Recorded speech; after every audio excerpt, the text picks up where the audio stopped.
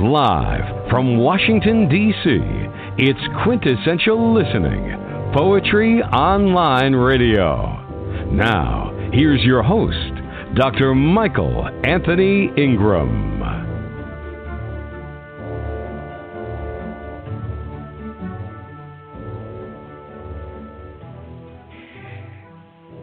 Hello, and welcome to the program. I am Michael Anthony Ingram.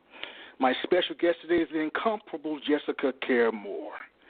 She's the author of the new book, We Want Our Bodies Back, but she's also an internationally recognized poet, a playwright, a performance artist, a producer and publisher, and her new book, We Want Our Bodies Back, is a testament to the power of black womanhood and a searing indictment of racism and discrimination that black women face throughout the diaspora.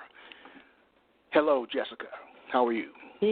I'm fantastic. So wonderful to be on your show. Thank you for having me. But thank you very much. Do you think that you were meant to be a poet? I don't know what else to be at this point, sir. Okay. I've been a poet, I think, in my entire life. When I was around 9 years old is when I started writing. And before I was writing, though, I was curious. I was dreaming a lot of deja vu. And so, as a young child, I was very curious about animals, and I paid attention to people in a way that was just a little different. I didn't know that was a poet, in the making. So because I didn't know really you could be a poet necessarily for a living, I ended up growing up thinking I would be a journalist. I wanted to tell stories. I wanted to tell other people's stories. And so it was always in me. And just to know how to create that career path for myself. That's not something they tell you in school, that you could be a poet for a living. You could travel the world as a poet. And wow. I'm really blessed, for 25 years that's been my life, and I've been able to tell little brown and black girls, from places like Detroit, from Brooklyn and Harlem, Chicago, and San Francisco and Oakland, whatever, that, girls that look like me can write poems about their lives, make themselves, the center of the story, right? Not the sideline, not the one token thing, but just actually the center, be a black girl or a black woman's story, and that you can travel the world on poems that way and build a life around it. And so, yeah, I didn't know that, but that has become my reality, and that's not for nothing, that's for sure. So. All right. Well, congratulations on all your success. Working with brown and black girls, that's beautiful. We need that. We need people out there who are willing to say, yes, you can be somebody. You can be somebody. It's beautiful. Yeah. It's beautiful. Yeah. Now, tell me about your book, We Want Our Bodies Back. Yeah. Well, it's my fifth book. It came out during the pandemic on HarperCollins, Amistad. I've been running More Black Press since 1997 and publishing poets in my own work as well, and decided to worked with my agent to give this book to this larger press. I'm the first black woman poet to be published by HarperCollins since Gwendolyn Brooks. Oh, wow. So it was a really, really big deal for me. Yeah, yes, really it is. Big deal. Yes. An honor, and I'm walking in it. I got a poem for Gwendolyn Brooks in the book, of course, and so this book is We Want Our Bodies Back. The title poem I wrote for Sandra Bland after she was murdered, and hung, in her jail cell. And Sandra Bland really stayed with me. As poets, we are empaths. Like, I can feel everything. And when I watched Sandra Bland's videos, I felt her. It was me. It was my girlfriend. It could have easily have been me. It's the way I feel when I'm pulled over. You're irritated already when you know you've done nothing. And so all those norms that it comes with being a black person in this country that white America may not, a lot of white America doesn't quite understand the weight that we carry in simple things, by just the way you travel and the way you're treated in hotels and in planes, and it's 2020, and so we're still talking about this in 2020, which is pretty ridiculous. Yes. But the book is, it's a book of love poems, but they're radical. It's radical Black love poems, I'm a daughter of the Black Arts Movement, so I'm a daughter of Sonia Sanchez and Amiri Baraka and Jill Scott Heron, the last poets, and Baba Hakeem Adabuti, Lucille Clifton, and Jen Cortez, these women, these poets who have been fighting the good fight for quite some time for the liberation of our people. We simply want to be free. We want to be able to be human. And so writing this thing called poetry, for me, helps me feel connected to humanity. And hopefully when people hear it, that's what they feel too. Wow. Please share a poem from your book. I will. This is a shorter poem, and it's for one of my teachers' mothers who we lost a few years ago, Ntozake Shange, and who I know you would know. And if people know that she wrote for Color Girls and many other incredible books. And so I used to be a roller coaster girl. As a poem I wrote for her after spending some time with her right before she passed away. We were having breakfast in Florida together at a festival. And I said, Ntozake, I used to be a roller coaster girl. She always reminded me of my older self. That she's like the wild side of me. And I loved how she existed in the world as a poet and a rock star. So I used to be a roller coaster girl. Right. I used to be a roller coaster girl. 7 times in a row, no vertical in these skinny legs. My lipstick bubblegum pink as my Panther 10 speed, never kissed. Nappy pigtails, no brand gym shoes, white line, yellow short shorts. Scratched up legs, peddling past borders of hummus and baba ganoush, mosques and liquor stores, city chicken, pepperoni bread, and Superman ice cream cones. Yellow black blending with bits of Arabic, Islam, and Catholicism.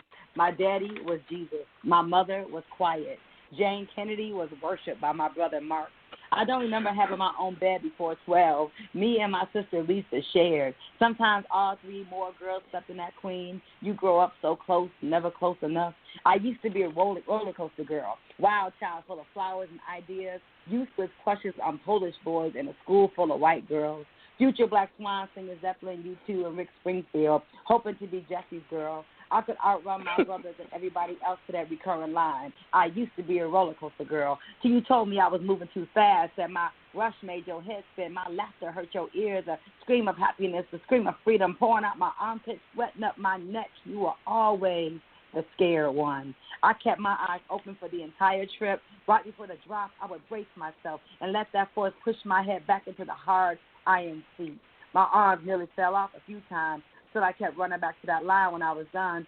Same way I kept running back to you. I used to be a roller coaster girl. I wasn't scared of mountains or falling. Had I looked forward to flying and dropping off this earth and coming back to life every once in a while. I found some peace in being out of control, allowing my blood to race through my veins for 180 seconds. I earn my sometimes nicotine pull. I buy my own damn drinks, and the ocean still calls my name when it feels my toes near its shore. I still love roller coasters, and you grew up to be afraid of all girls who could ride fearlessly like me. That's it. And it's short poem. That was one of beautiful. my nice poems. Thank you.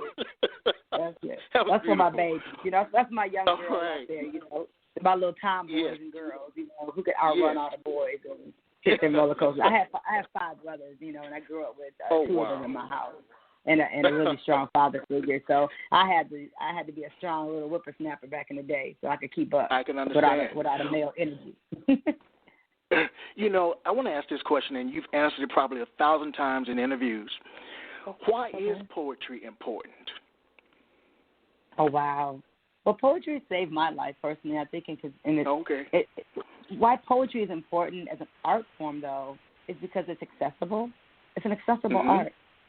They've taken poetry and they put it inside these books and took black faces off of them and just they talk about, iambic pentameter, and you learn about Faust and Shakespeare and Thoreau and those writers fine. I learned them like everybody else, regurgitated Eliot and that's fine. But poems are like, I would say that poetry is like double dutch. It's black girls doing double dutch. So they took something like double dutch and put it and took the soul out of it and then put it inside of academia, and then people don't know it belongs to them, And so when you actually, I've seen poems really transform young people's lives, the way it completely saved mine. When my drama coach, my drama teacher at Cody High School in Detroit, brought for Color Girls into the Black Box Theater when I was in 11th grade, my life hasn't been the same since. It ain't been the same since. I have not returned from that space. All I've done is create myself out of that one piece drives who I am to this moment. And it changed me and inspired me. And poems, I mean, in like 1 minute, in 3 minutes or less, you know, you could read a poem and go somewhere else. So everyone can't read a novel, right? Novels might be hard. Even for some of the best readers, we struggle with getting through that novel. But poetry, man, you can get to it. You know, it's a great learning tool. I was teaching in Atlanta for this. I've done so many residencies inside of jails and prisons and after-school programs and things like that. And what I've learned, you know, literacy is a huge issue. People are literate in different ways. Reading is not the only form of literacy, right? So some of our young people may not be literate with books and words.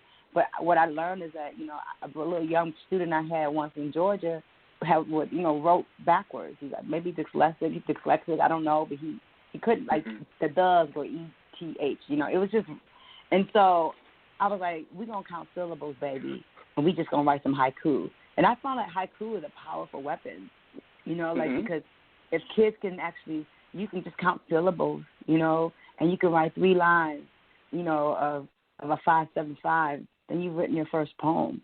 And so I've used it to empower young people to say, yeah, you can write a poem. The ones that I don't write poetry. Yeah, okay, well, let's see. Can you count sounds? You know, can you put, you know, like, you know, help me with sound. Like, can you just count the beats inside the word? And so I find that it's a tool that's underused in school systems. And that's, you know, as far as building curriculum and things, I've done that. You know, I've written a curriculum around We Want Our Bodies Back, and I'm teaching a short course online at Grinnell College in Iowa in the spring of 21. Really honored to be doing that. You know, I'm supposed to be in person in Iowa, but doing it online. And and so, you know, shout out to Grinnell College, understanding that poets should be inside of curriculum, right? So I push myself, you know, same way I know you have as an educator, push poetry into spaces that people never consider poetry important enough to push, you know, be in front of, or the people they're in front of, these kids don't get Toni Morrison. Oh, yes, they do. You know, oh, yes, they do get Sonia Sanchez and Dr. Shaka. You're just not giving them what they need. And so I find it to be a great medicine, you know, poems, and something that people can actually have a little tablespoon and they can go on with their day, you know. But poems save my life, literally. If not for poetry, I don't know what I would be doing. It's in everything that I do. I live in the house that poems built.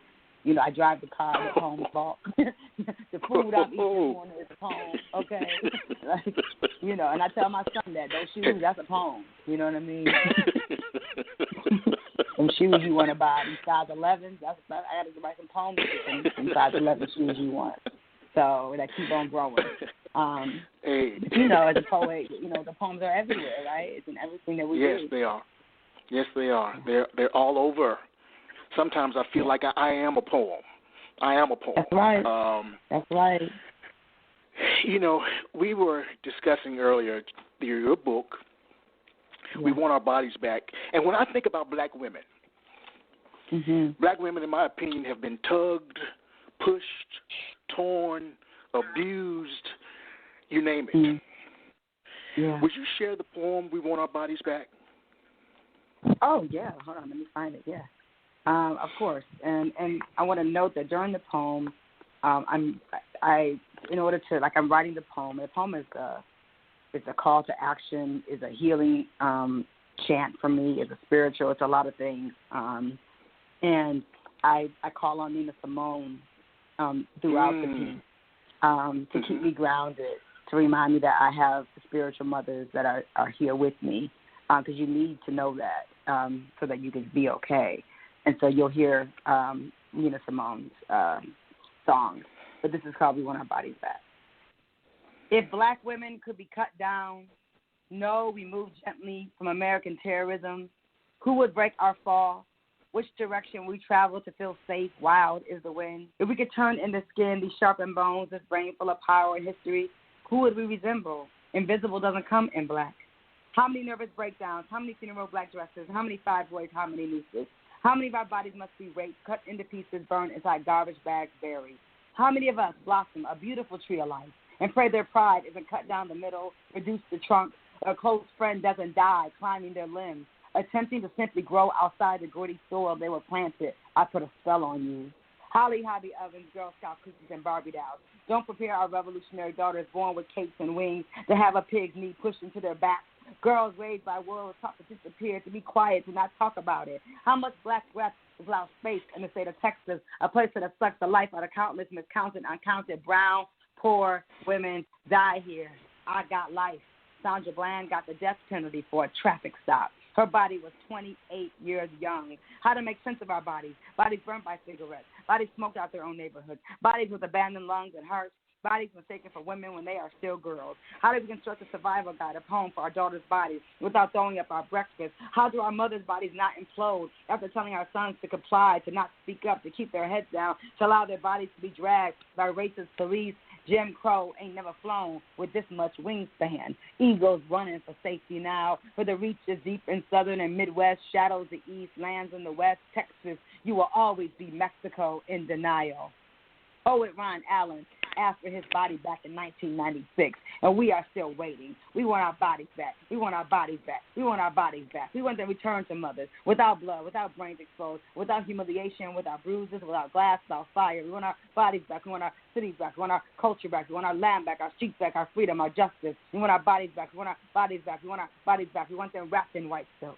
We want them paraded around the White House. We want those flags you stand up for at baseball games at half-mast. We want national holidays to honor our bodies, our knees, our prayers, our eyes, our genitals, our eyes, our fingers, our feet, our ears. We want 21 gun salutes when we enter a room. We want our bodies back. We want our bodies back. We want them anointed in oil. We want them water around your neck. We want them remembered. We want them worship on Sunday. We want our magic you try to bottle. We want our essence you attempt to steal. We want our elegance, our sex, our walk, our cool, our recipes, our intelligence, our science, our stars, our history. I want my Moroccan nose. I want my holy water breath. I want my Messiah legs. I want my alien arms. I want my Ivy Coast mouth. I want our breath back. I want our time back. I want your foot off our girls' backs. I want all your badges back.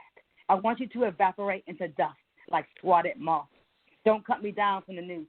Let my legs dangle for the devil. What a spectacular magic show. Why you turn the cameras off? Why you turn the cameras off? This is a simple ballet. You got front row. This is your venue. This cell, this hole is no one's home. It's no place for a woman to die.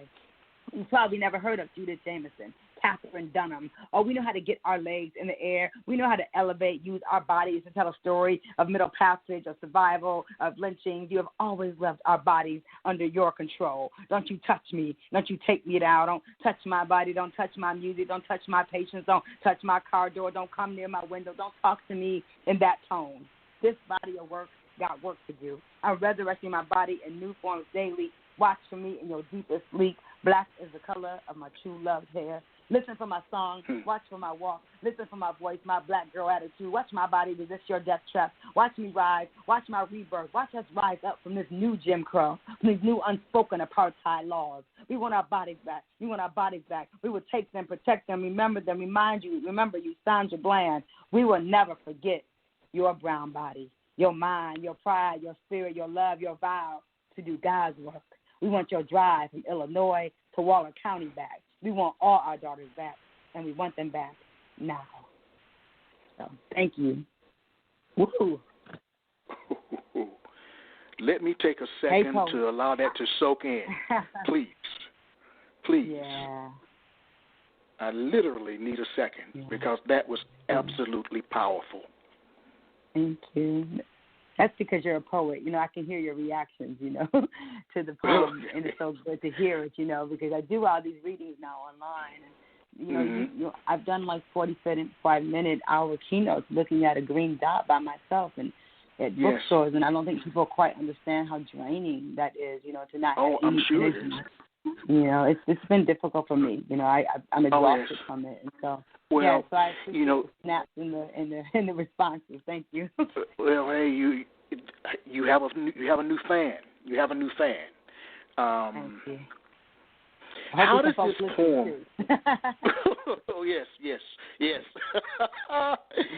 How does this poem? So important. Let's stress that. Now it's available on Amazon. Is it available on Amazon? Everywhere. It's available everywhere books are sold. You can support your local bookstore and order it through the local bookstore. Barnes & Noble's got it. Everybody got it online. Yeah. Okay, fantastic. As you think about your book and you think about that particular poem, how does this poem connect with the other poems throughout your book? There's definitely a through line. It's definitely a feminine voice. There's I'm Not Ready to Die Today, because, in poems like that about, lifting up black women artists, it's kind of my message to young women artists and what I think they need to be, focusing on and on themselves and celebrating themselves. We Want Our Bodies Back is no different than that Roller Coaster Girl poem. Poems here for Ozzie Davis and Ruby Dee. There's poems for Sonia Sanchez in this book for Aretha Franklin. So there's celebratory poems here, but it's the anti-silencing of women's voices book. it's black women's voices, amplified. And I'm speaking to a lot of different issues. There's I Can't Breathe from Michael Brown. It's a book of poems for mothers who are raising sons, and it's love, because there are really love poems. It's just love. It's radical black love, for myself and for my community. So yes, they say that to see the world with a complete honesty, one should look to comedians, artists, and poets. Yeah. What do you think emerges naturally from your work? What emerges from you? The truth. Because I can't write a lot, I can tell a lot, but I'm not good at writing one. So I tell them the truth, and I think freedom emerges. It really does. And joy. Because I'm happy, the work sometimes sounds so serious, but, you and I have been laughing the whole damn interview. Yes, I'm happy. I'm a blessed person. I'm happy. I have love in my life. I have a beautiful son, King, and I have a beautiful earth son, Omari, and other stepchildren that have been a part of my life, when they're in their younger years.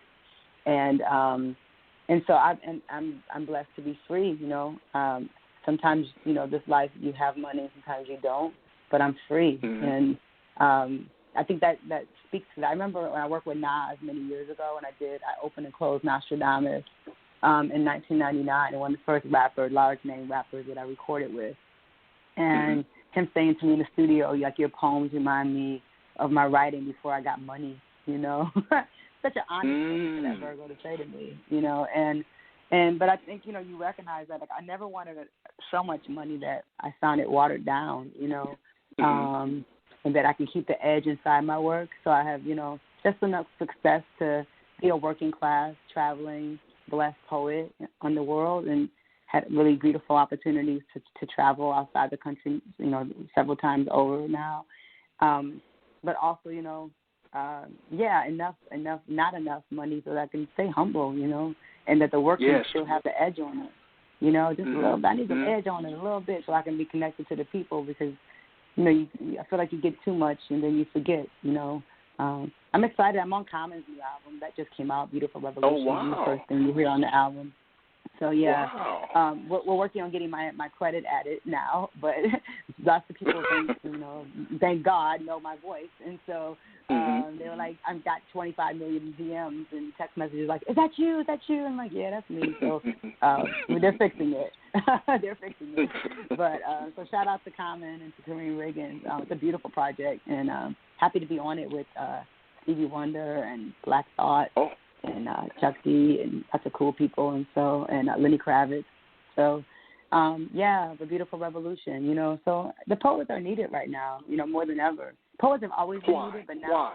Because Why? Well, the thing is we've always been in this work of liberation, and using art for that way. So some of the other artists who are more mainstream, well-known pop stars, it's good for them to pull us into the loop, because this is consistent work for us, right? It's not just now we're going to write our album that talks about black excellence and getting the knee off of our necks. Like, that's my work. That's my book. When I was 19, I wrote that book, when the words don't fit in my mouth. I was writing, those are poems I wrote between 19 and 21 years old, and so that work is right there. Black Statue of Liberty is right there. I stand still above an island, sit straight in my hair, scar my face, long braids in my hair. People fly from all over just to swim near my time or climb my long flight of stairs, but they trip on their shoestring lies. I mean, I was a baby, on the Apollo, doing that poem. And so that's been the work of poets, right? And so some of these artists that are now, like, taking heed, should absolutely call on the poets because we are connected to the community. We're the liaison between the people right there that you are trying to save or trying to push forward or trying to make sure their lives matter. Our movement for Black life, has been a part of my DNA. It's not a hashtag for me. It's just what I do. It's what we do. Oh, wow. And so, yeah. Please share, if you will, another poem. Oh, you want me to share another poem? Okay. Yes, I love it. I love it. Let me do something different. Because I think, love is important, right? Yes. And I've got a friend actually just put out a book, my friend Booker Snow. I'm going to shout out him out. He has a book out called Journey to Love. And I just love when brothers, are not afraid to write about love. And very special. And he's a very alpha male, and he has these beautiful love poems. And I think that, sometimes when you're writing all this radical work that, all of these poems are love poems. And at the end of the day, people may not see it that way, but it's important to push love because that's what we need, right? Our community we need radical love and change in our own communities and on the planet. And so this is a poem I'm really proud of, which is kind of centered around love. It's called You Want Poem. And the poem is featured, a piece of it, if you've gone to the Smithsonian Museum, the new Smithsonian Museum of African American History in Washington, D.C., I'm on the fourth floor. You go up, and I'm on the big video screen. And it's crazy that I'm up there. Yes, have you been? Right. Have you seen it, Jeff? Have you seen it? I've been to the museum. Next time I go, I will focus on the fourth floor. I'm on the fourth floor. I'm on that. When President Obama does the mic drop, listen, President Barack Obama does the mic drop, and it's a myriad of images that come up. And Amiri Baraka is there, and Mos Def is there, Yassine Bey, and then I come up, and my voice, my big face is there, and I'm performing, and the text is coming up there. I thought it was going to be on a TV screen, brother. Listen, when I went to the Smithsonian, I cried. I said, what is this humongous screen? So hopefully it remains in place. There's a new director over there. Kevin Young's a new director. So Kevin Young, don't take my video down, Kevin. Don't hate on me. You better keep my video up there. And then you go around the corner, you have me and Saul Williams and Yassine Bey pictures right next to each other. And those have been my friends since '95. So. Oh wow. So this poem is called You Want Poems, and this is the poem that the Smithsonian reached out. They found this video of me reading this poem on a television show and said, can we use it? So here it is. When you are a woman, when you are brown, when you are brave, when you walk over glass like water, when you know your eyes are barred like time, when you peel off your skin for the very first time, fear is never in style in the Mecca of the blue. Fear never lives in the gut of the new. You want poems, and I just want to build my home. You want poems, and I just want love in my hands. You want poems, and I'm not interested in fans. You love me inside my magic, and I just want you to see you already had it. It is a telling when someone asks. It's the way he holds the glass, licks the surface, examines without touching. It's the way our energy takes over rooms. It is a subtle conversation. It is the freedom of emancipated language. It is words scribbled inside my skin. It's the curve of the line, the beauty of the lies. Stories passed down through generations of pain and pride. Ocean and tide, water remembers, water returns. African mermaids blending with dark sand. It is the danger of the dance, the upright heart of the bass, the dice roll drum, the cymbal tease, the last laugh, the addiction to this moment. Where else do I put it? Don't know where to put it. Place it, bury it deep in my chest, back of my throat. Where should I hide it? On this stage? Should I give it to you? Here is my honesty, my work undressed. Legs stretched across piano, traded like cattle, raped like animal, left for dead, sucked dry for inspiration. In love with the idea of living long enough to simply write about it, push it out my body and watch my son slowly grow into it. You said you wanted a poem. Now what you gonna do with it? Huh? Whitney, Etta, Abby, Billy, Nina, Phyllis. How much time you got? How much time you got? I'm a body of clock.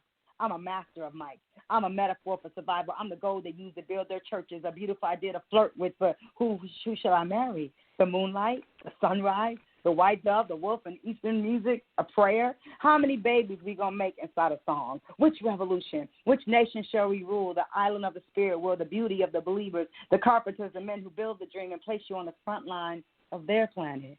One day, the stars will line up between breath and ink and voice, between reality and choice. It is the danger of the dance, the upright bass of the heart, the dice-roll drum, the cymbal tease, the last laugh, the addiction to this moment. And so that piece really is a homage to like Whitney and Etta and Abby and Billy and Nina and Phyllis, and it's a poem that's also on my album Black Tea, The Legend of Jesse James, which is a homage to these women who I love listening to their music and shaped me, but I don't feel like died with the pageantry, right, or the money or anything that they deserved for all that they gave and put into their work. And so me as a woman, as a black woman on this planet, and a mother and a sister and an auntie and all those things, like, you know, my mantra was to survive to be drug free, like really, you know, and that's something there's something to be said for that, because I understand why these black women, sometimes you get so depressed and overwhelmed, you feel alone, and you turn to other things to get you high. And I've been pretty high my whole life with no help at all. And so, and I know that's a blessing. It's not because it's an easy thing. It's because it's a choice that I've decided that I'm going to be fully awake and present for this life. And I have to raise my son, who I've been raising on my own most of his life since he was 10 months old.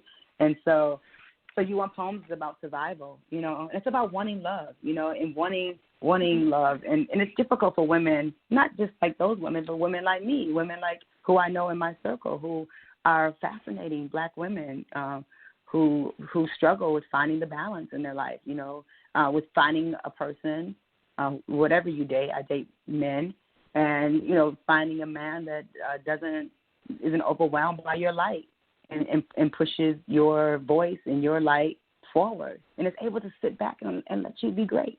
You know, that's not an easy task, you know, in the world of ego. So You Want Poems is about that. It's also about people asking me for poems, you know, like they always want poems, and I'm like, what you gonna do with it? That's the last line. What you gonna do with it? Go, though. That's the last line that comes up. It's like, you said you want a poem, now what you gonna do with it? And it fades out. So, yeah. I could listen to you all day. The way that you project, and like you said again, you've been in this for a long time.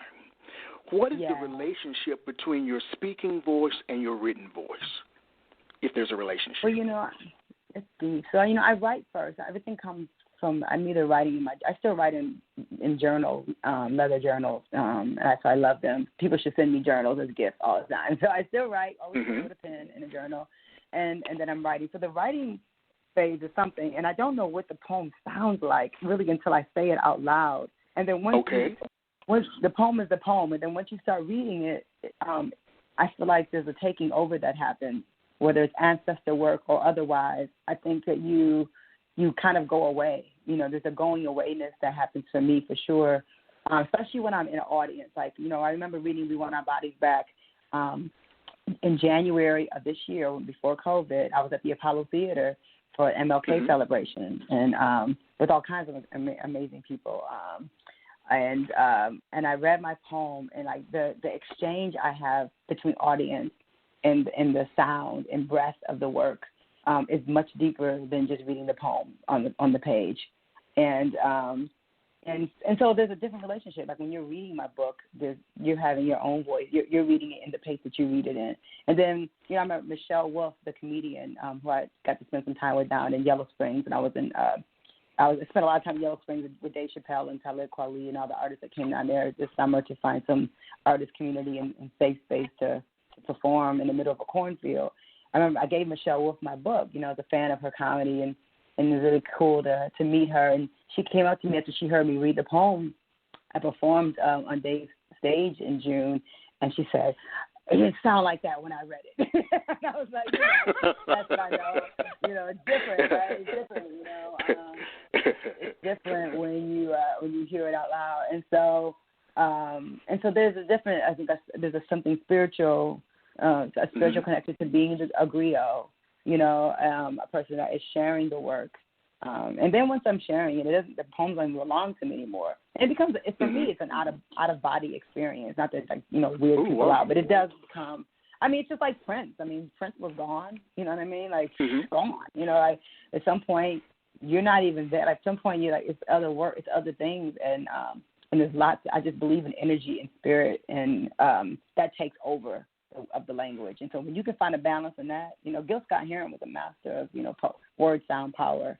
My album Black Tea is my attempt of making the album that Gil Scott-Heron would have been proud of.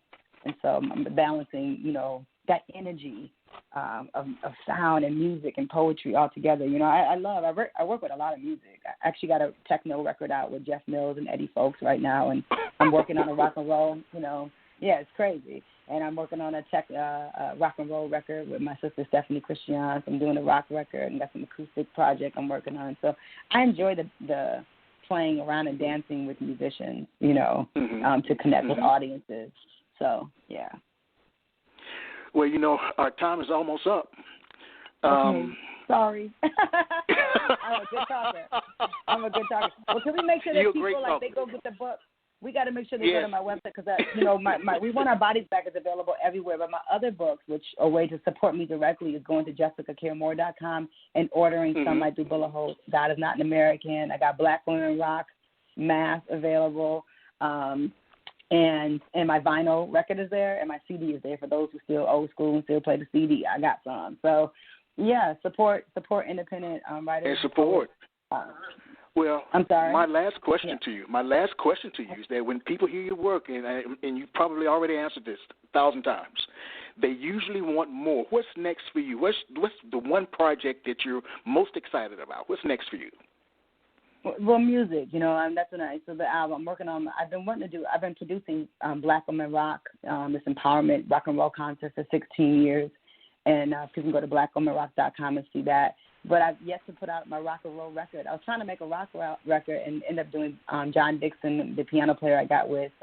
He created Black Tea, The Legend of Jesse James, and it's a jazz soul project. And so I want to make my rock and roll record because I want to jump around like Patti Smith. I'm very, similar in how I was comparing myself to Patti Smith because, she's this literary artist. Yes, and literary I know Patti poet. Smith, yes. But, but also very much. But people don't compare me to her because she's a white woman, but I'm very Patti Smith with it. And so I'm actually writing about Patti Smith right now for a punk anthology about my connection to her. But, I want to do my rock and roll record because I've been making rock and roll music for years. I just do Black and Rock. If you come to Black and Rock, that's me. I'm jumping around. I'm writing books around it. It's very punk. It's crazy. I'm having a good ass time. But in the studio, it's got to sound good. And so when I started doing the record, I was like, I wasn't enjoying it. And so now I've got some pieces on deck to make a hot little punk poetry record. So I'm excited about that right now. And I'm writing some children's books and young adult novel in verse. So I'm pushing the books as well. New books are coming. So. We Want Our Bodies Back by Jessica Care Moore is available now. We want you to go out and buy it. It's a phenomenal book. She's phenomenal. Thank you. As I said, I could talk to her all day, but I know we've got to go. But look, Jessica, thank you so much, and have a fantastic day. It's my pleasure. I can't wait to share the interview with everybody. Thank you so much. All right. Okay, take care. Take care. You have just listened to the Quintessential Listening Poetry Online Radio Podcast with your host, Dr. Michael Anthony Ingram. Subscribe to our podcast on iTunes, Spotify, or Stitcher. And make sure to catch our next episode.